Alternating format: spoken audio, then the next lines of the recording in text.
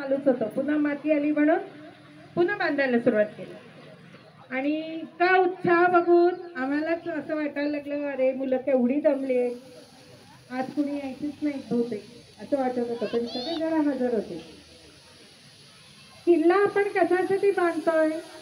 शिवाजी महाराजांचा किल्ला बांधायचा आता काय नडले का?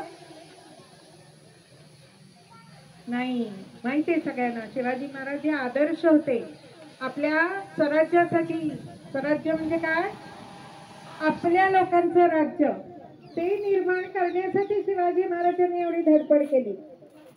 आपल्यातले पुष्कळ जण शिवसृष्टी बघायला गेलो होतो ना आपण, तिथे शिवाजी महाराजांचं मनोगत ऐकलं होतं.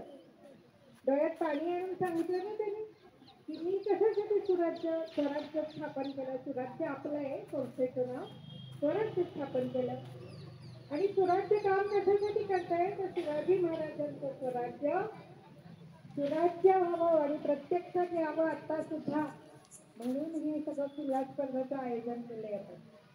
आणि तुम्हा सगळ्या मुलांचं, कार्यकर्त्यांचं, शिक्षकांचं आमचं समन्वयात रात्रंदिवस राबून मी यशस्वी करण्याचा प्रयत्न केलाय. मी अनंतराव विनंती करायची 2 शब्द बोलू.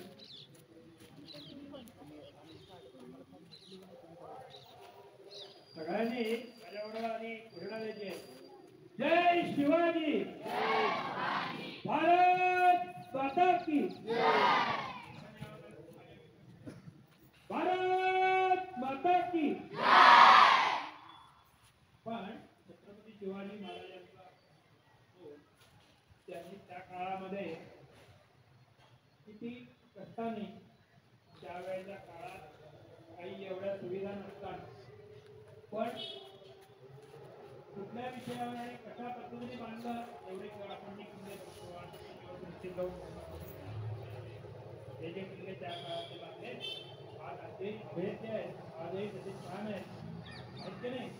आपण त्याच्यावर माहिती बघतो, पण त्या काळात किती वर्ष झाली, आज जवळ 450 वर्ष होऊन गेली, तरी त्याचा 400-450 वर्षापूर्वीचे किल्ले बांधकाम आजही छान आहेत.